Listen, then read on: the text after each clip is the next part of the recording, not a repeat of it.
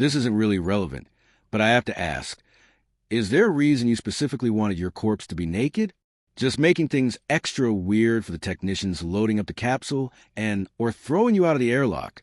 If you tried this, the first thing that would happen to your corpse would be that it would dry out. This would probably start before you made it to space. The dry, climate-controlled air in the pre-launch waiting area would help draw moisture from your body.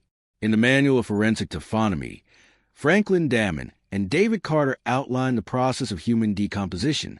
According to them, it takes a lot of effort to keep corpses from drying out during the embalming process.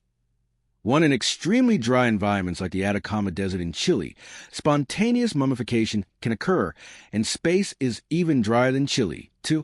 Once your body made it to space, this process would ramp up quickly.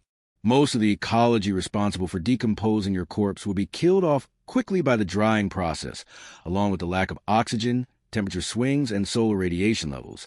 So your body wouldn't decay very much. Instead, you become a freeze-dried mummy after losing about 80% of your body weight in water. 3. What happens next depends on exactly where in space you are. If you're in an orbit that passes near the Earth, your orbit will quickly decay, and before long you'll re-enter the atmosphere and burn up.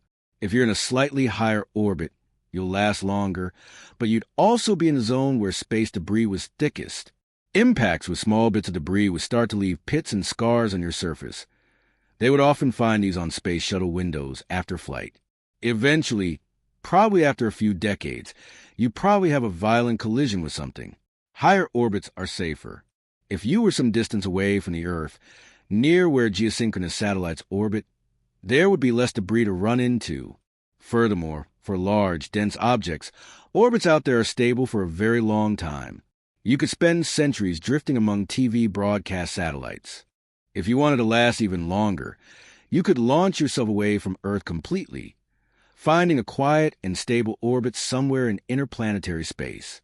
There, over the course of millennia, you'd be slowly baked by the sun's radiation and pitted and powdered by micro-meteorites. But if your goal is to weird out future space travelers, that might not be the best plan. Space is big. If someone randomly stumbles on your corpse, it suggests that there must be a lot of people zipping around the solar system. And if space travel has become that common, there'll be lots of corpses floating around Wink with a frown for. Discovering yours will be more archaeologically exciting than anything. You'll be stuck in a lab or museum somewhere and contribute to someone's research paper, a bland end to your exciting prank. Unless, of course, you happen to be found by the only people in space even weirder than you.